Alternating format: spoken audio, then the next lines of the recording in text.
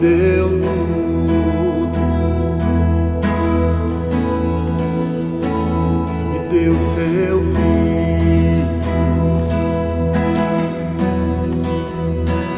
Eu tenho Jesus, minha vida. Deus me deu perdão,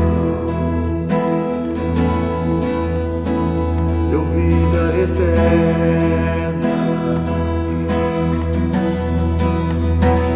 Eu tenho Jesus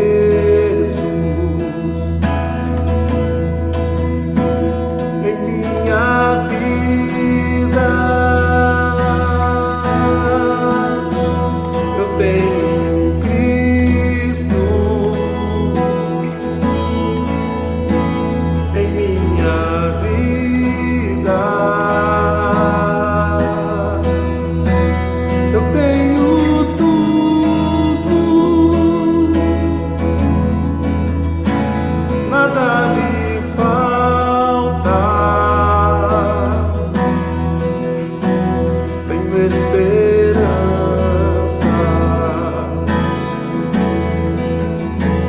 tenho tesouro.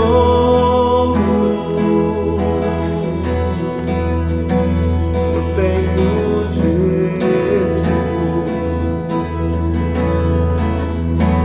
nada me falta. Todos nós possamos ter essa sensação e essa certeza dentro de nós. Temos Jesus e nada nos falta. Tudo que nós precisamos o Pai já nos deu. Jesus Cristo, seu Filho, suficiente.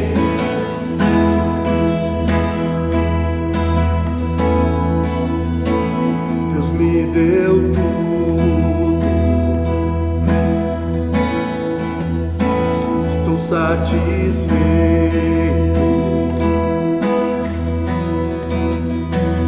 Eu tenho Jesus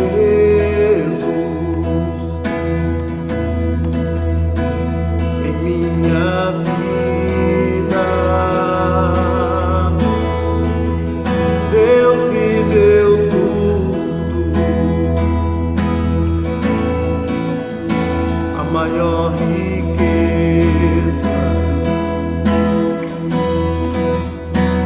Eu tenho Jesus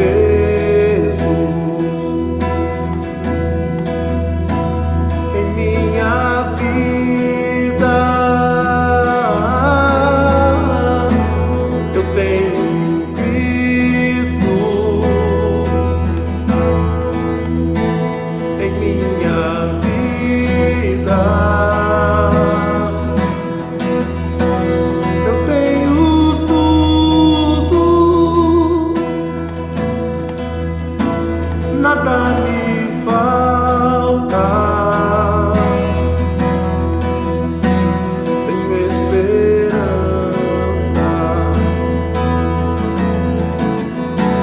tenho tesouro.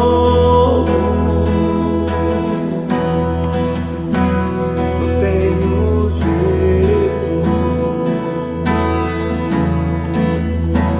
nada me falta.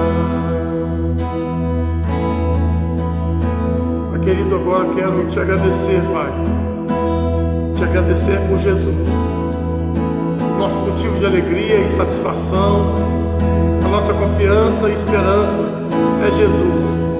Jesus, único, mas suficiente Salvador, em quem temos a redenção. Cristo Jesus, aquele que escolheu morrer no nosso lugar, aquele que mesmo diz: ninguém toma minha vida, eu a dou porque eu quero, eu entreguei. Jesus se entregou por mim, aquela cruz injusta para Ele. Jesus morreu no meu lugar, e por isso eu tenho vida, e por isso, Pai, eu te agradeço, em nome do meu Jesus, meu amado Jesus. Amém. Aleluia. Amém. Olá. Que a graça, a bondade, a misericórdia, a longanimidade o favor do Senhor esteja com todos nós, estejam com você e sua família nesse dia, nessa semana que inicia. Quero convidar você a meditar comigo no texto, o texto que nós meditamos nesse domingo. E por termos percebido a dificuldade técnica que tivemos, e por saber que alguns irmãos foram prejudicados, nós queremos fazer uma reprise dessa reflexão, de uma forma mais sintética, mais objetiva, mas que possa alcançar seu coração. Nós lemos no livro de Lucas, capítulo 8, os versos 38 e 39. Gostaríamos de novamente refletir nesse momento, para que sua vida, para que a minha vida, para que as nossas vidas, a vida da Primeira Igreja Batista em Alvorada e de todos os nossos amigos sejam edificadas. O texto diz assim no verso 38: E aquele homem de quem haviam saído os demônios rogou-lhe que o deixasse estar com ele, mas Jesus o despediu, dizendo: Torna para a tua casa e conta aos teus quão grandes coisas te fez Deus. E ele foi apregoando por toda a cidade quão grandes coisas Jesus lhe tinha feito. Obrigado, Pai, pela tua palavra. Obrigado por essa semana que se iniciou ontem, quando estivemos reunidos aqui na presença do Senhor e uns com os outros, crendo na tua presença. E agora, Pai, nós queremos ainda mais uma vez que tu possas, pela tua infinita misericórdia, pelo teu próprio interesse e vontade, continuar falando conosco. Em nome de Jesus pedimos, te agradecemos. Amém. Esse texto que nós lemos está localizado num contexto em que Jesus Cristo havia há algum tempo, há poucos dias, passado por Betânia e entrado na casa de um homem por nome Simão. E nesse local ocorreu algo que o Senhor Jesus fez que ficasse marcado nas mentes e também na nossa memória, que é o momento em que uma mulher pecadora se lançou aos pés de Jesus, quebrando o seu vaso de perfume e ungindo Jesus. Quando houve aquele burburinho em que as pessoas começaram a murmurar, dizendo como ela pode quebrar, como é que ela pode fazer isso? Quebrar um perfume tão caro e desperdiçar. E Jesus admoesta as pessoas presentes, dizendo, Jesus conhecendo o coração, inclusive de Judas, o Iscariotes, aquele que cuidava da parte de tesouraria do ministério de Jesus. Jesus sabia que a intenção dele era que o dinheiro entrasse no caixa e que ele tinha costume de fazer isso, de meter a mão no dinheiro. Judas era um homem que não enganava Jesus, assim como você e eu não enganamos a Jesus. E a palavra diz que Jesus disse, o que ela fez: Simão, eu estou na sua casa e nem mesmo lavar os meus pés você se prontificou. O que era um costume na época. Quando se lavava os pés de alguém, demonstrava-se o carinho, o interesse de que essa pessoa permanecesse ali mais algum tempo, passasse, pernoitasse e saísse só pela manhã. Mas Simão, Jesus disse isso a ele: você nem mesmo teve esse cuidado de lavar os meus pés. Mas essa mulher quebrou esse perfume de valor e me ungiu. E o que ela fez será lembrado para sempre, nunca mais será esquecido e será mensagem, tema de reflexões daqui para frente. Na sequência, Jesus anda de cidade em cidade com os seus 12, os 12 que mais à frente receberiam o título de apóstolos, os fundadores de igreja, aqueles que apresentariam para nós os fundamentos que Cristo deixou, a doutrina da qual o livro de Atos descreve, dizendo que nós devemos permanecer, a exemplo dos primeiros cristãos do século I, a igreja do século I, permaneciam na doutrina dos apóstolos. E agora esses apóstolos andam de cidade em cidade, num treinamento intensivo e extremamente prático com Jesus. E juntamente com esses 12 e com Jesus, várias outras pessoas andavam, inclusive Joana, mulher de Cusa, o procurador de Herodes, e a Maria Madalena, aquela de quem Jesus havia expulsado 7 demônios. Eles andavam com Jesus. Jesus falava com eles por parábolas. Jesus ensinava por parábolas. Jesus deixava bem claro que somente eles poderiam entender, nos dando também o entendimento de que somente aqueles que já chegam, que estão perto, que demonstram interesse de coração para o reino de Deus, para com o próprio Jesus, para com Cristo e a sua mensagem de arrependimento, de salvação e de esperança. Somente esses é que de fato entendem a forma de Jesus falar, a forma de Jesus explicar o seu propósito, o seu ministério e as parábolas de Jesus. Em alguns momentos, é claro, Jesus precisou trazer mais claramente, esclarecer mais um pouco, explicando aquelas parábolas, mas ele deixava bem claro: eu falo com vocês de uma forma que somente vocês vão entender, para que aqueles que estão de fora, aqueles que não fazem parte da nossa comitiva, aqueles que não atenderam o chamado, eles nem entendam o que nós estamos falando. Ocorre um fato que nós comentamos nesse domingo, que Jesus estava no meio das multidões. Era difícil, impraticável chegar perto de Jesus. As pessoas queriam milagres, as pessoas queriam socorro, as pessoas queriam cura, libertação, as pessoas queriam alimento, as pessoas queriam um libertador, alguém que pudesse ser levantado como um líder para eles. É bem verdade que a grande maioria não havia entendido o propósito de Cristo nessa terra, mas viam que Jesus era diferente e que a palavra, a mensagem de Jesus os atraía cada vez mais a ele. E além disso, Jesus saciava a multidão. Jesus fazia milagres de multiplicação de alimento para que eles pudessem se alimentar. Jesus tinha um setor de tesouraria que ele utilizava para o seu próprio sustento, que ele utilizava para o seu próprio sustento e da sua comitiva, do seu ministério e os que estavam com ele, e também para socorrer pessoas por quem eles passavam. Jesus, ele não olhava somente assim. Jesus priorizava o reino de Deus. Todo o tempo Jesus dizia: meu pai trabalha até agora, convém trabalhar enquanto é dia, porque quando chegar a noite já não será mais possível trabalhar. Ocorre um fato interessante. Maria, mãe de Jesus, e os seus irmãos o procuram. Uma forma engraçada de imaginar é que parecia que Maria e os seus filhos, irmãos de Jesus, pensavam o seguinte: nós somos parentes dele, nós somos mãe e filhos, então ele vai nos deixar entrar, né? E aí eles mandam chamar Jesus. Era difícil, impraticável se aproximar de Jesus. E aí aqueles que o avisam recebem a seguinte resposta do mestre: quem é minha mãe e os meus irmãos, senão aqueles que fazem a vontade do meu Pai, que ouvem a palavra de Deus e a executam? Está no verso 21 do mesmo capítulo 8 de Lucas.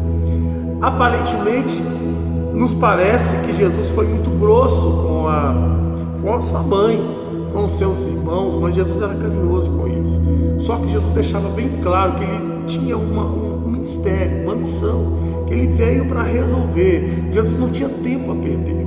Jesus não podia parar para saber o que a mãe dele queria, o que os irmãos dele queriam. Jesus cuidava deles no tempo certo.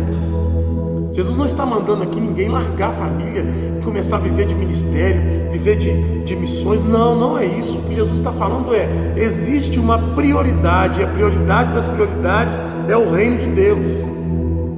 Por isso que em certo local Jesus diz: quem não deixar pai, mãe, irmãos e filhos por minha causa, não é digno de mim. Jesus não está mandando ninguém sacrificar Isaac. Pelo contrário, Jesus está querendo que nós possamos organizar a nossa vida a partir da prioridade, que é a prioridade das prioridades, o reino de Deus. E aqui, quem não é capaz de deixar pai, mãe, filho e filhos por causa de Jesus, não é digno dele, porque não confia nele, não se submete ao senhorio e não tem confiança de que o Senhor é capaz de cuidar muito melhor do que nós. Por isso às vezes nós damos murro em ponta de faca, por isso que muitas vezes ficamos frustrados, doentes, porque nós achamos que isso eu tenho que segurar. Eu faço a tua obra, Senhor, mas eu tenho que segurar isso, eu preciso priorizar isso, o meu trabalho, o meu relacionamento, a minha biografia, né? Nós ouvimos esse dia um ex-ministro dizendo: eu tenho uma biografia por zelar. Pessoas que, enquanto pensamos assim, nós não somos capazes de seguir Jesus, porque aquele que ama a si mesmo, ama o seu próprio nome, a sua própria biografia, se preocupa com o que os outros vão pensar a seu respeito, não são dignos do Mestre. Somente aqueles que são capazes de abrir mão das coisas mais importantes e confiar que o Senhor vai dar um sentido melhor, uma reorientação, uma reorganização das coisas a partir do reino de Deus, esses são dignos de seguir Jesus, porque eles sabem, eles se submetem, se humilham e reconhecem, confiam que o Senhor Jesus tem o melhor para ele e para as coisas que nos envolvem, família, trabalho, ministério. Jesus tem um jeito melhor para nós de realizarmos isso, mas a partir da prioridade do reino dele. Está entendendo? O que Jesus quis dizer com isso? Quem é minha mãe e meus irmãos? Minha mãe e meus irmãos são aqueles que ouvem e executam a vontade do meu Pai, a vontade, a palavra de Deus, e a executam, ou seja, priorizam. Mais à frente, Jesus entra no barco com seus discípulos e vai descansar. Seus discípulos a boa parte deles são experientes no mar, conhecem o mar da Galileia como ninguém, são experientes, eles tiravam os recursos das empresas de peixaria deles, né? Alguns deles, como Pedro, eles viviam disso, então eles conheciam o mar da Galileia, o grande lago de Genezaré, né? Que de uma forma tão extraordinária dava ondas a ponto de virar os barcos e matar pessoas, né? Acontece que Jesus foi descansar e uma tempestade alcança os discípulos naquele barco, que Jesus estava com eles, e Jesus acalma aquela tempestade. Nessa trajetória, Jesus desembarca num lugar chamado Gadara, e nesse local Jesus confronta um homem do qual o texto não diz o nome. Esse homem, ele era endemoniado durante muito tempo. Ninguém conseguia conter esse homem, as pessoas não conseguiam conter, correntes com cadeados não conseguiam conter esse homem endemoniado. Eu imagino tanto que esse moço sofria, porque ele, com sua carne, né, ele suportava esses momentos de arrebentar correntes de ferro, de arrebentar coisas de metal, de não ser seguro por ninguém. Então, com certeza, a carne dele, humana, sofria, sentia as consequências, né?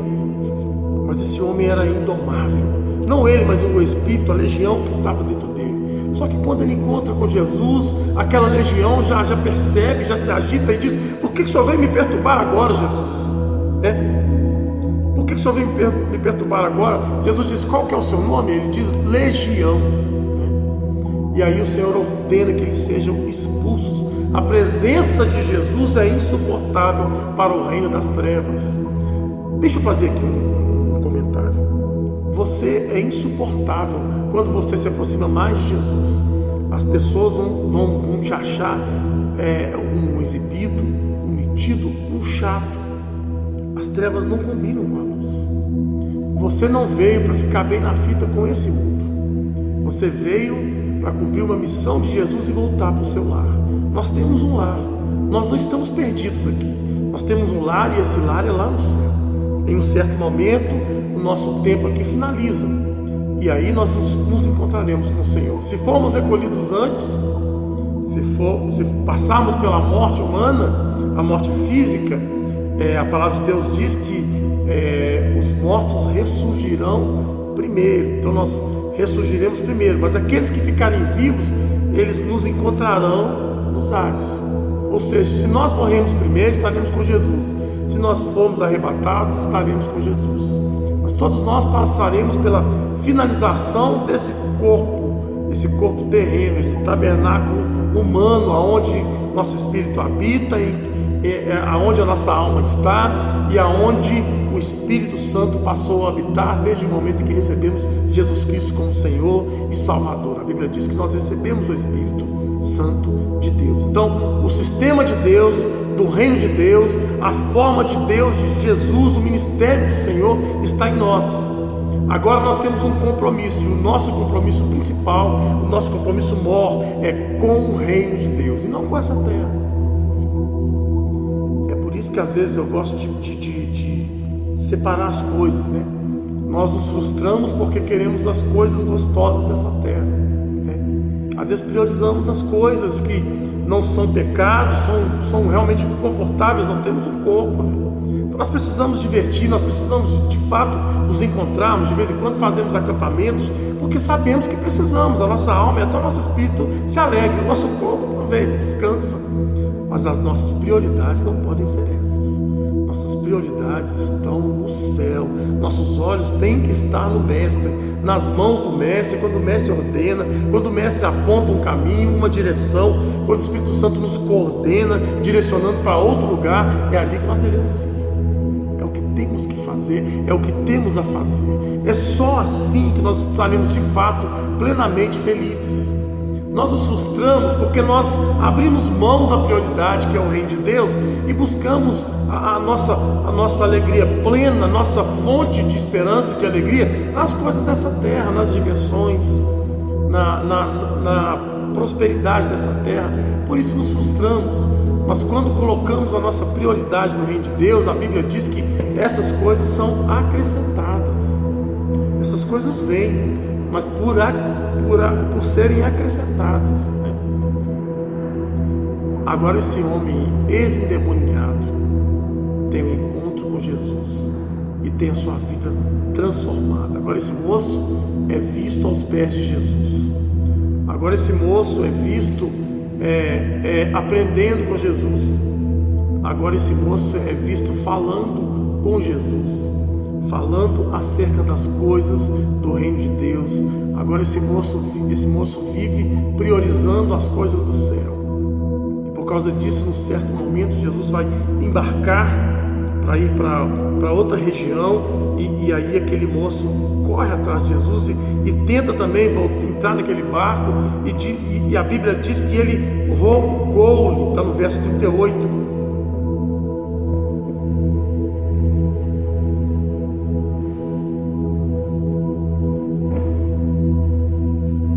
Está no verso 38, aquele ex-endemoniado rogou-lhe que o deixasse estar com ele. Mas a palavra diz que Jesus foi bem direto, objetivo com aquele homem. A palavra diz que Jesus o despediu. É como quem fala: não, você não está nessa comitiva. A sua missão é também do reino de Deus, do céu. Eu tenho uma missão para você. Olha que coisa mais maravilhosa. Conta aos teus quão grandes maravilhas o Senhor fez por você. E a Bíblia diz que aquele homem saiu apregoando, no verso 39, por toda a cidade, quão grandes coisas Jesus Cristo lhe tinha feito. Aquele homem se tornou um pregador do Evangelho. Então o cerne da nossa reflexão é: conta aos teus. Então, quem são os teus, quem são os meus, e o que eu tenho que contar a eles? Os meus são aqueles por quem eu passo, aqueles com quem eu convivo, as pessoas que estão na minha família, os meus familiares, parentela, vizinhos, colegas de trabalho, de escola. Essas pessoas são os meus, aqueles que o Senhor me dá. É o território onde eu tenho que praticar a missão, onde eu tenho que pregar o Evangelho. Nós somos enviados. A Bíblia diz: alarga a tua tenda. Essa palavra, ela cabe como uma luva na missão do Evangelho, né? Alarga a tua tenda. Senhor, eu quero mais gente. Eu estou pregando o Evangelho aqui. Todo mundo aqui já conhece o Evangelho através da minha vida, através das minhas palavras. Pessoas a se convertendo. Senhor, me dá mais pessoas, né? Alarga as tuas tendas, né? Não impeças. Firma bem suas estacas, né? Para que o Evangelho possa prosperar, possa progredir, possa aumentar o seu local de alcance através de você. Quem sabe o que o Senhor tem para você? Mas em princípio, o local onde você está plantado. Você não nasceu nessa família em vão. Você não está plantado nessa igreja em vão. Você não está nesse bairro à toa, em vão. É um projeto, um motivo santo, um motivo sublime, inexplicável de Deus, que fez você se encontrar aqui, agora, hoje. Aí onde você está, na sua casa, comece a pensar naquelas pessoas que estão ao seu redor. Se o seu coração não queima por pensar na possibilidade que eles têm de irem para o inferno, para uma vida eterna sem Jesus. A Bíblia diz que ao homem está ordenado morrer só uma vez, vindo depois disso o juízo. Olha quantas pessoas que pensam diferente disso, não sabem a verdade, não conhecem Deus de verdade, não conhecem Deus de fato, não conhecem o Evangelho de Jesus Cristo. E você tem a oportunidade de os esclarecer acerca do Evangelho, com palavras e com a vida que você viver. Conta aos teus: Senhor, eu quero ir com você, eu quero te seguir onde você estiver. Às vezes nós conhecemos pessoas tão de Deus que a gente queria colar neles, né? Colar neles. Não precisa preocupar com isso. A mesma unção que está neles, Deus tem para você. Deus tem para você. O que nos iguala é Jesus em nós e o nosso nome escrito no livro da vida. Lembra de Lucas capítulo 11? Daqui a três capítulos, né? Jesus envia 70 para uma missão de pregar o Evangelho e fazer a obra dele em determinado local. Quando eles fazem e voltam dizendo: Senhor, nós estamos impressionados porque sob o teu nome até os demônios se nos submeteram. Jesus disse: eu via Satanás cair como um raio do céu. Mas se alegrem primeiro, porque o vosso nome está escrito no livro da vida. O maior motivo da nossa alegria é o nosso nome no livro da vida. Não há nada mais importante, nada mais forte, mais poderoso do que o nosso nome através de Jesus Cristo, do sangue do Cordeiro que nos lavou. Agora nós temos o nosso nome escrito no livro da vida do Cordeiro. Aleluia, aleluia. Pense nisso. Meu nome está escrito no livro da vida. O que eu darei ao Senhor? Salmo 116, verso 12. Que darei eu ao Senhor por todos os benefícios que me tem feito? Benefícios, tantos dias, mas o mais importante é o nosso nome escrito no livro da vida. Aleluia. E agora a outra parte importante para pensarmos: o que contar aos nossos familiares, o que contar a eles? A verdade. Você vai falar sobre Jesus. Jesus é a verdade. Conta a verdade sobre o reino de Deus. E é mentira o que falam, que hoje eu conheci Jesus, minha vida só vai decolar. Não, vai ter momentos de altos e baixos. Nós estamos ainda nessa terra. Vai ter momentos até de pecado. Infelizmente pode ocorrer por acidente. Mas Jesus, temos um advogado, Jesus Cristo justo, para nos perdoar. Não cabe mais condenação para nós, está escrito em Romanos capítulo 8, já não há mais condenação para aqueles que estão em Cristo Jesus, aleluia, em quem temos a redenção, Jesus Cristo seu Filho. Fomos transportados do reino das trevas para o reino do Filho do seu amor, aleluia. Conta isso para os seus, conta para eles sobre as dificuldades, sobre as tempestades no mar, mas a presença de Jesus fazendo toda a diferença. Conta para eles que mesmo com dificuldades no deserto ou na praia, onde estivemos, Jesus está conosco, está com você, te dando uma esperança que está acima das dificuldades dessa terra. A esperança que temos em Jesus, a palavra diz no Salmo 125, que os que confiam no Senhor serão como os montes de Sião, que não podem ser abalados. Jesus te levantou para que você possa ser inabalável. Ah, mas eu sou ser humano. Claro que você é um ser humano, a sua carne vai te fazer às vezes cair, mas você é inabalável. Em Jesus você se levanta de novo, se fortalece, e como disse o Senhor Jesus a Pedro, quando estiver pronto, Pedro, apacenta as minhas ovelhas. Jesus te chama agora, te levanta para que você possa apacentar as ovelhas do Senhor. Seja um líder, se deixe ser usado por Jesus para pastorear as ovelhas do aprisco de Jesus, para caminhar com eles, para ajudar, sabe? Às vezes nós esperamos muito no pastor da igreja. Não, ele é pastor, ele que se vira, ele vai se virar se for necessário. Mas é tão bom quando nós entendemos a nossa missão, né? No ano de 2018, no fim do ano, eu falei: Senhor, eu vou entregar meu cargo de vice-presidente e eu vou ajudar o pastorado, e como eu nunca ajudei. Só que Deus tem outros planos, né? Deus tem outros planos, e o Senhor fez com que a coisa revertesse, e pela misericórdia do Senhor, que eu ocupasse a presidência da primeira igreja batista em Alvorada, pela bondade e misericórdia dele. É uma honra estar aqui trabalhando com os irmãos, mas acima de tudo é a bondade. Somos ovelhas do aprisco de Jesus. Ele é o nosso pastor supremo. Eu quero orar por você, para que você possa entender essa palavra e cumprir o seu papel no turno que o Senhor deu para você. Vamos falar com Ele. Pai querido, nós somos teus servos, teus filhos, cheios de fraquezas por causa do corpo que habitamos. Esse tabernáculo às vezes nos coloca em frio pelos desejos, pelo ardor, até pelo pecado, mas a tua palavra diz que nós devemos ter domínio, Pai Santo, sobre o nosso desejo. Então nós queremos entender isso e cumprir isso, e cumprir o teu propósito e a tua vontade. Nós temos Jesus, nós não precisamos de mais nada.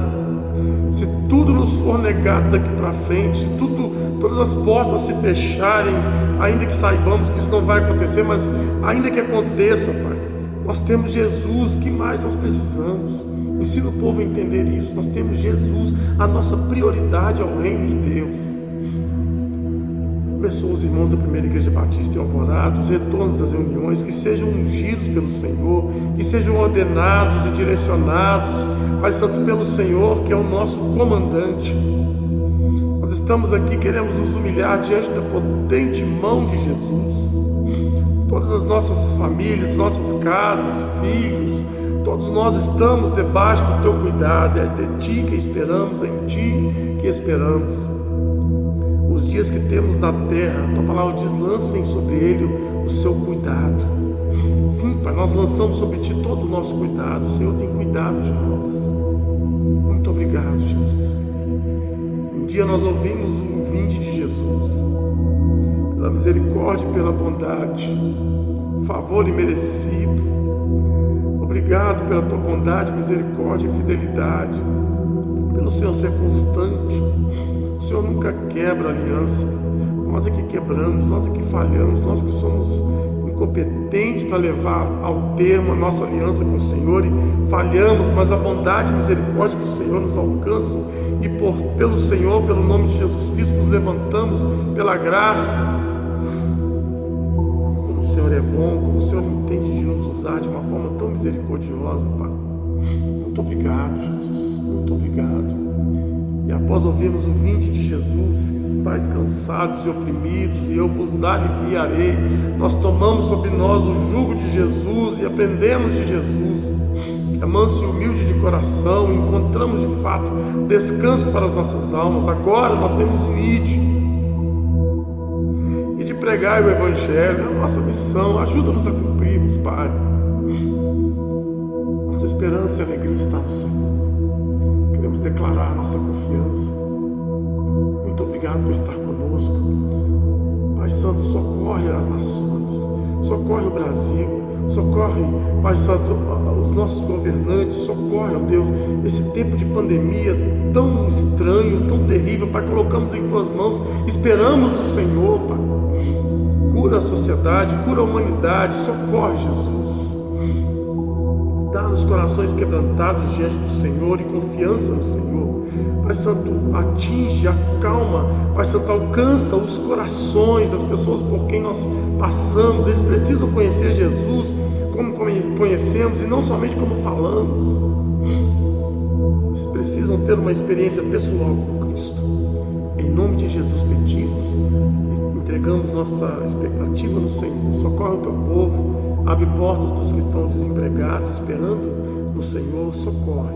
Em nome de Jesus pedimos, te agradecemos. Amém. Que o Senhor te abençoe e te dê uma semana inteira na presença dEle.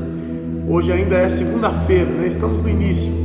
Que o Senhor seja com você. Confie no Senhor, esteja orando para que nós possamos sempre agir segundo o propósito, vontade e misericórdia do Senhor. Deus te abençoe, em nome de Jesus.